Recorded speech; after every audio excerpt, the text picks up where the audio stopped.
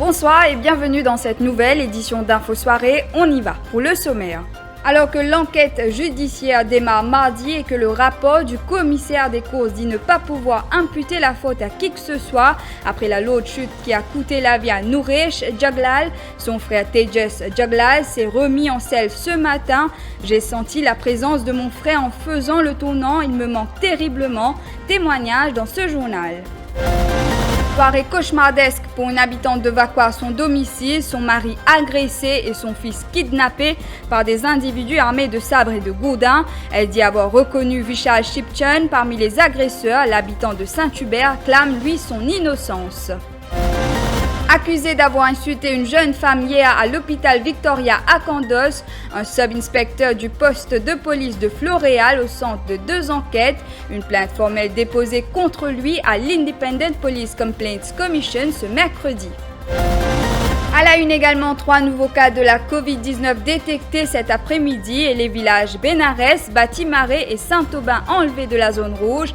Parallèlement, l'employé de la santé testé positive au coronavirus hier n'était pas vacciné contre le virus. Un avertissement de vent fort sera en vigueur à Maurice, Rodrigue et Saint-Brandon à partir de 10h demain. Les sorties en haute mer ainsi que dans les lagons sont fortement déconseillées. Des vagues de l'ordre de 4 mètres sont attendues. Et Culture, l'Institut français de Maurice vous propose en concours mon livre audio préféré en 120 secondes. L'enquête judiciaire annoncée par le directeur des poursuites publiques sur le décès du jockey Nouresh Jaglal a déjà été logée devant la cour de district de Port-Louis. L'affaire sera appelée pro forma mardi prochain. Ainsi, on connaîtra la date pour le coup d'envoi des travaux de l'enquête judiciaire chargée de faire la lumière sur les circonstances ayant entraîné la mort du jockey de l'écurie Roussette samedi dernier. On y revient dans un instant. Mais ce témoignage ce soir de Tejas Jaglal, le frère de Nouresh. Tejas, lui aussi jockey, a déjà monté au Champ de Mars. Il sera d'ailleurs en selle ce samedi. Il était à l'entraînement ce matin. Il s'est confié à Jean-Luc Émile sur ce moment où il s'est retrouvé sur ce tournant où son frère a chuté. Je ne pas vraiment suivre l'actualité à ce moment-là. Mais enfin, accident, pas assez content les courses, comment nous dire. Les courses, tous les temps, je peux monter comme moi-même. Just unfortunate, comment dire. Et pour moi, mon frère ne pas pouvoir venir. So, I don't know. Alors, nous comprenons qu'il reprend l'entraînement ce matin. Est-ce qu'il est fait dur pour remonter l'ONCVAL? J'ai training logique. Obviously, maman définitivement. Mais ouais, it's not easy, mais c'est ma job. On fait le tournant après la rue du gouvernement quand tout frère finit tomber. Peut-être qui fait ressenti à ce moment-là. Ouais. Okay. Hey, my emotion, I can't describe, you know. Mais comme tu le cheval, on fait mon travail. Je me rends trop en ce cas. C'est ça, my job is my job. Moi, imaginez, comme d'habitude, vous frère habitué là pour tout. Vous fait une ressenti, présente nous reste sur la piste? Ouais, of course. Pour moi, tout le temps là, vraiment. Et il sera en selle samedi pour la 2e journée de la saison, mais ne sait pas encore dans quelle course. Je vous le disais, l'enquête judiciaire sur les circonstances de la mort de Nouresh Jaglal démarre mardi. 19 témoins seront appelés parmi le jockey Benedict Woodworth qui a fait une chute sur Golden Tractor, ainsi que le président du Merchant Turf Club, Jean-Michel Giraud, des entraîneurs et le responsable de l'entretien de la piste. En attendant, les commissaires des courses ont livré leur verdict sur l'incident de samedi dernier. Et le Didomon en studio, bonsoir. Bonsoir Shivani. Les commissaires sont catégoriques, pas moyen d'imputer la faute à qui que ce soit, Elodie. Et oui, Shivani, la faute n'est imputable à personne. Il s'agit d'un racing incident. Le rapport du Chief Stipe du Champ de Mars a été rendu public ce mercredi. C'est après avoir vu la vidéo de la 7e course de la première journée de la saison hippique 2021 que les commissaires des courses ont délibéré. Il est expliqué dans ce rapport que le cheval de l'écurie Mervin 4056 a jump the crossings au niveau du passage à la rue du gouvernement, provoquant ainsi un déséquilibre chez le jeune coursier qui se trouvait alors devant Rule the Night et Golden Tractor. Les commissaires des courses disent aussi avoir noté que Golden Tractor a aussi jump the crossings. Rule the Night, piloté par Nouresh Jeglal et Benedict Woodworth sur la montre de Golden Tractor, chutent tous au même moment. Le Mauritius Jockey Champion de l'année dernière, il laissera la vie. Tous les cavaliers de cette course ont été entendus dans le cadre de la préparation de ce rapport. Les commissaires des courses précisent aussi que l'état de la piste n'a pas été remis en cause et qu'elle était en très bonne condition. Elodie Domen, merci pour toutes ces précisions. Elle aurait vraiment souhaité que c'était un cauchemar, mais hélas, cette habitante de Vacois a vécu l'une des pires soirées de sa vie dimanche dernier, quand plusieurs individus armés de sabres et de gourdins ont débarqué chez elle. Ils ont agressé son mari et kidnappé son fils à son domicile à Henrietta. Sa maison et 3 voitures qui se trouvaient dans sa cour ont été également saccagées. Parmi les agresseurs de son mari, elle affirme avoir reconnu Vishal Shipchun qu'elle connaissait de vue. Elle raconte la soirée fatidique.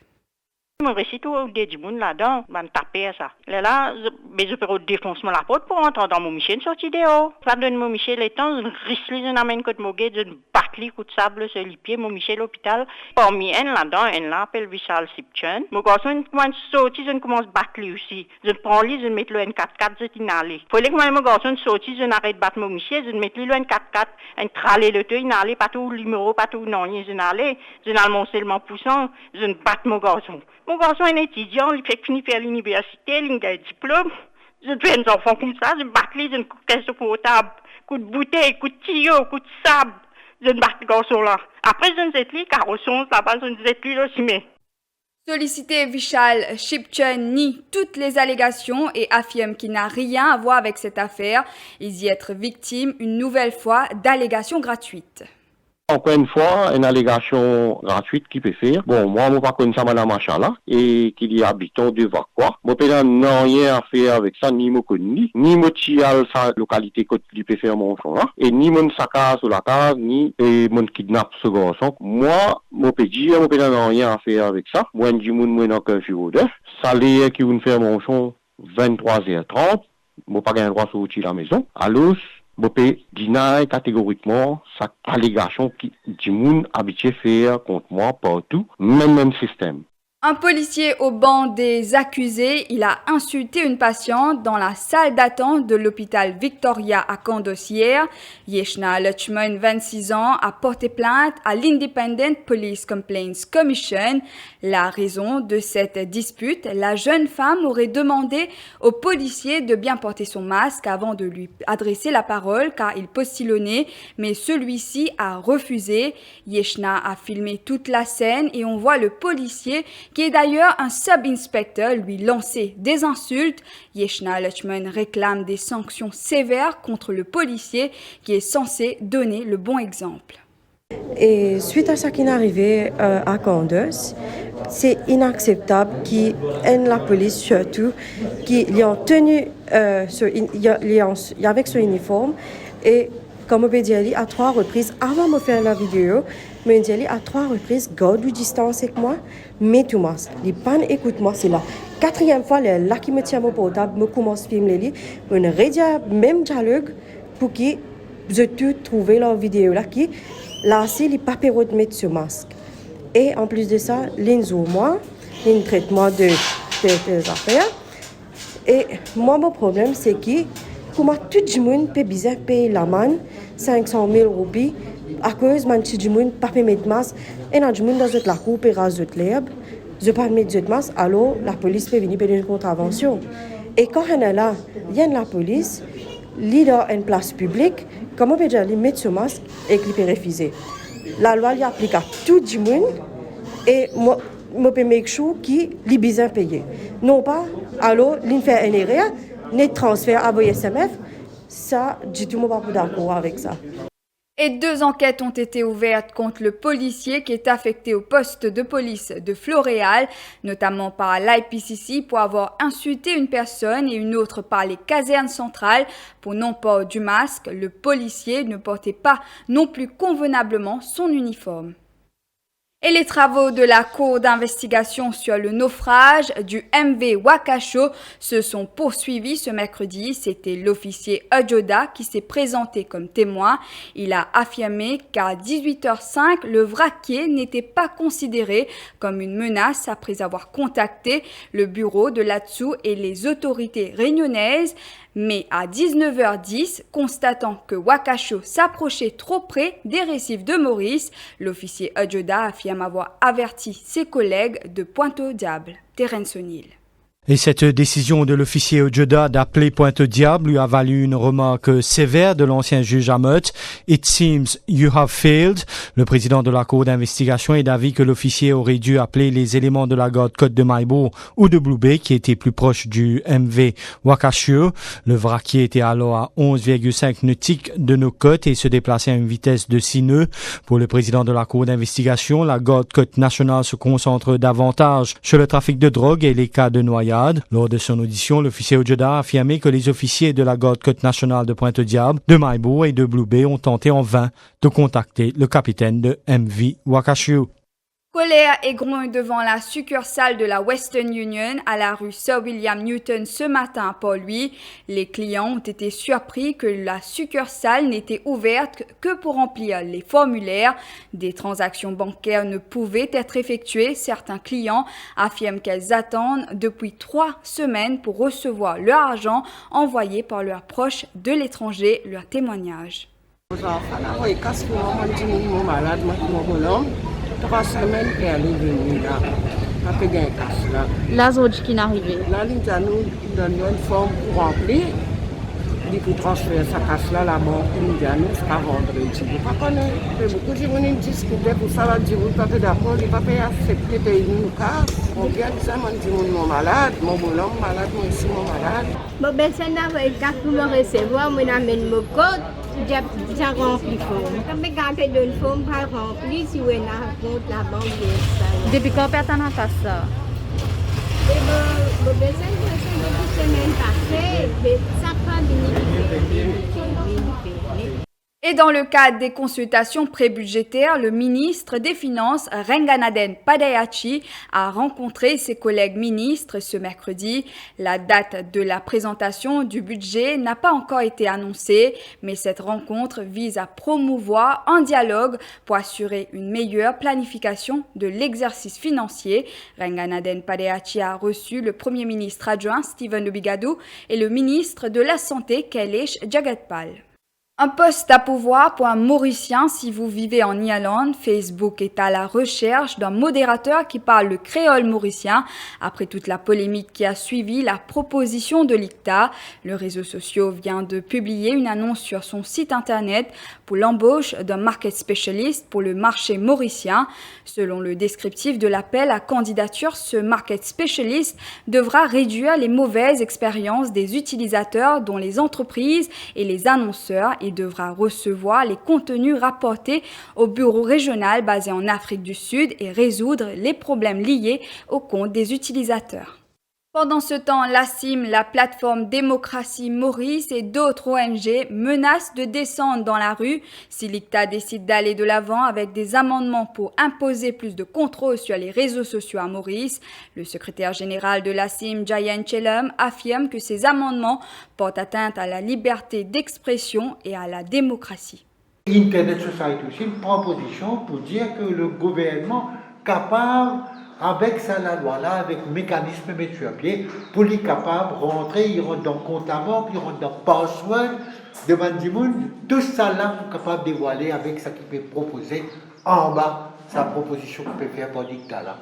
C'est aussi grave que ça. Hein? Malheureusement, si de temps de l'avant, nous, de près pour nous joindre, nous l'avons avec tous ça, les autres organisations là, qui finit faire, je connais, qui ne sont pas d'accord, avec les autres gens qui restent tranquilles, pour nous appeler à une manifestation monstre de rue, pour aller dans sa direction-là, si nécessaire. Mais nous espérons que le gouvernement comprend les pas de sa direction-là. Je vous retrouve après la pub.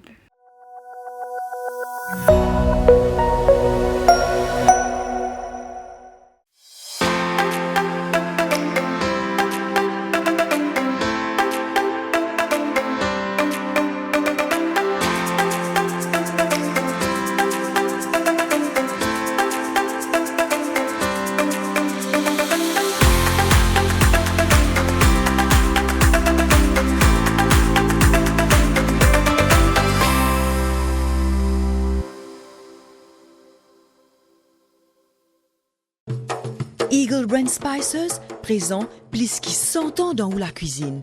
Beaucoup Mauriciens ont grandi en saban saveur là. Nous avons désenvoyé tes épices pour tout type la cuisine, pour tout ban Mauricien. Vous pourrez trouver nos ban produits à ban petit prix et dans tout ban supermarché et que la boutique Précotou. Eagle Brand, the Spice Master. Still doing A-level exams? Would you like to start your college or university application for January 2022 intake in Canada? No stress. Attend the IDP Virtual Fair. 4 applications and 1-to-1 interview sessions with Canadians representatives on Saturday 22nd of May from 6 p.m. to 8 p.m. For more details, visit our Facebook IDP Help You Study Abroad or call us on 210-1971.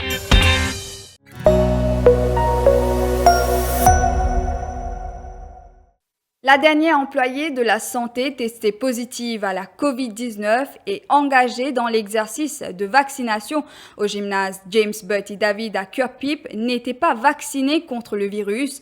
Affirmation du Dr Soudir Kaulessor, responsable de la campagne vaccinale. Il soutient qu'elle n'est pas éligible puisque dans son cas, il y avait contre-indication. 40 personnes liées à ce cas ont été placées en quarantaine. Personnel qui est testé positif à James Bertie David, qui est dans le Treatment Center, INT, et le reste personnel qui est dans quarantaine, et ils ont fait le test pour COVID, et pour le moment, pour le premier résultat que nous gagnons, le test négatif. Combien de gens sont dans quarantaine? Nous avons à peu près une quarantaine de personnes dans quarantaine.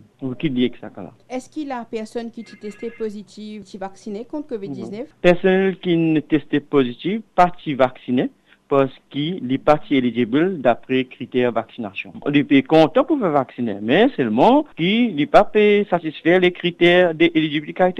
Nous donnons priorité, comme on dit, nous commençons une campagne de vaccination avec tout le personnel de la santé. Tellement, il y a certaines personnes qui ne sont pas vaccinées, qui ne sont pas éligibles d'après nos critères de vaccination. Mais ça dit qu'on est toujours capable de travailler pour la campagne vaccinale. Oui, parce qu'il fait que nous voulons faire campagne de vaccination avec toutes les précautions que nous prendre. Pipis, nous avons masque, nous avons facial, sanitizing, tout ça là, c'est full fledged par une personne qui partit venir aujourd'hui ou pour venir le 27 mai. Donc, c'est qu'il y a un rendez-vous demain, ce rendez-vous maintenir.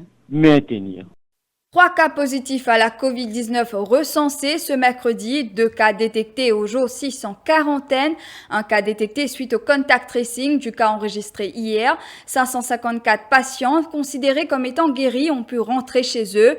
Le nombre de cas actifs au niveau local passe à 91. Et puis cette décision du High Level Committee sur la COVID-19 qui s'est réuni cet après-midi. Les villages de Batimaré, Bénarès et Saint-Aubin ont été enlevés de la zone rouge, une décision effective depuis 18 heures. Le pays ne compte plus que 4 régions classées zone rouge, soit Bonne-Terre, Candiabe, Taillac et Rivière-des-Anguilles. Et la gymnase désinfectée, la campagne vaccinale reprend demain avec une nouvelle équipe. Après l'avocat Navin Ramchand, ce sera au tour de l'avocat Rama Valaiden de se présenter au Bar Council le 25 mai prochain, suite à la polémique provoquée après la convocation de ce dernier aux petites heures lundi pour avoir tenu une manifestation pro-palestinienne devant la mairie de Port-Louis. C'est ce qui ressort d'un communiqué émis par le Bar Council cet après-midi. Andy Neptune et Wesley Ferdinand ont participé à un exercice de reconstitution des faits à Résidence Valédy ce matin. Les deux suspects répondent d'une accusation provisoire de recel après que des meubles appartenant à Danny Saad ont été retrouvés à leur domicile à batterie cassée. Vous le savez, le corps de Danny Saad a été retrouvé dans un congélateur dans sa maison vendredi dernier. L'un d'eux a balancé le nom de Rajiv Swamba comme étant le présumé meurtrier. Interrogé par la MCIT à la prison, Rajiv Swamba, actuellement incarcéré pour une affaire de vol, est passé aux aveux. Il affirme avoir agressé à coups de marteau Danny Saad qui lui devait 25 000 roupies. Une somme de 400 000 roupies en euros volée dans un panier à linge dans une maison à Floréal lundi dernier. Une plainte a été déposée à la police par la propriétaire, une sexagénaire. Âgée de 63 ans, la victime affirme qu'elle soupçonne des ouvriers qui entreprennent actuellement des travaux de rénovation à son domicile d'être derrière ce vol. La police enquête. Un agent de sécurité de Pointe-aux-Sables accuse son fils de lui avoir volé ses 2 paquets de nouilles instantanées d'Apollo, de 2 boîtes de tomates, d'une bouteille d'huile et 2 savonnettes qui étaient conservées dans un placard dans sa chambre à coucher. Il a rapporté ce vol ce matin. Le butin emporté s'élève à 400 roupies. Et un avertissement de vent fort sera en vigueur à Maurice, Rodrigue et Saint-Brandon à partir de 10h demain. La mer sera également forte. Des vagues de l'ordre de 4 mètres sont attendues, conséquence de l'effet combiné d'un anticyclone au sud des Mascarins et d'une perturbation tropicale au nord-nord-est de Maurice. Des rafales de l'ordre de 90 km/h sont attendues aux endroits exposés. Les sorties en haute mer ainsi que dans les lagons sont fortement déconseillées. Nous avons une perturbation tropicale dans le voisinage d'Agalega et nous avons un système frontal qui peut traverser le Maurice demain et nous pouvons attendre qu'il étend pour la pluie suivi d'un anticyclone. L'effet combiné de cet anticyclone et la perturbation tropicale pour provoquer un vent fort chez Maurice, Rodrigue et chez Saint-Brandon. Alors, au divan, nous pouvons attendre qu'il est pour entre 40 et 50 km/h avec un rafale qui arrive 90 km/h.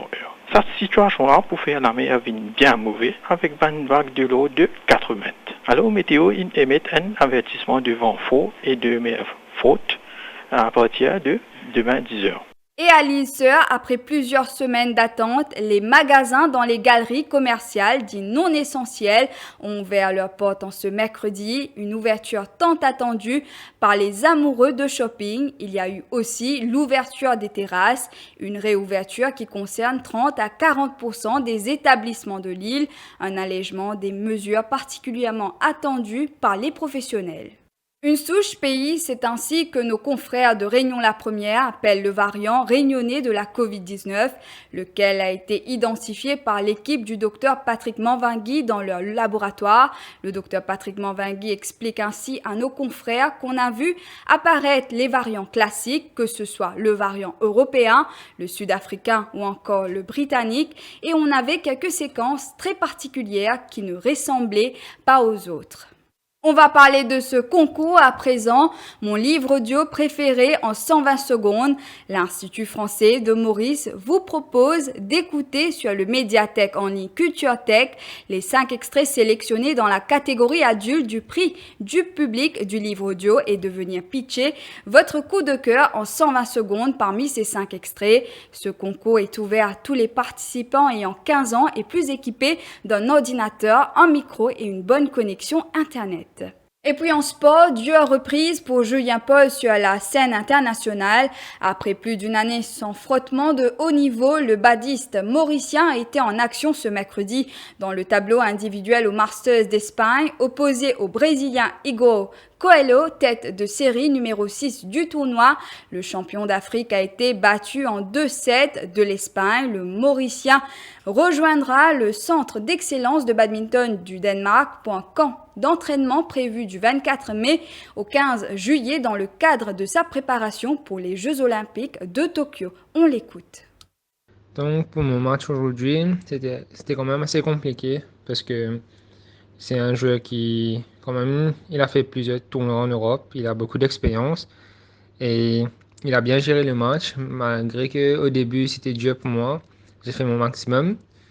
vers le deuxième set, j'ai un peu plus trouvé le rythme et j'ai quand même fait des bons rallyes. Je suis assez content de ma performance, malgré que ça fait plus d'une année sans compétition pour moi. Et il y a beaucoup de choses à apprendre de ce match, surtout que côté intensité et consistance, que j'ai pas pu vraiment avoir dû à mon entraînement qui était à Maurice. Et là, en principe, vendredi, je mets le cap sur le Danemark pour un stage de 1 mois et demi avant les JO. Et donc là-bas, ça va être vraiment l'emphase sur côté technique et j'aurai des sparring européens, beaucoup de joueurs qui sont déjà qualifiés pour les JO qui vont s'entraîner au Danemark. Donc côté sparring, ça sera vraiment du haut niveau et c'est vraiment ce que j'ai besoin en ce moment. Voilà, nous sommes arrivés à la fin de cette édition. Merci d'avoir été des nôtres. Bonne soirée à vous.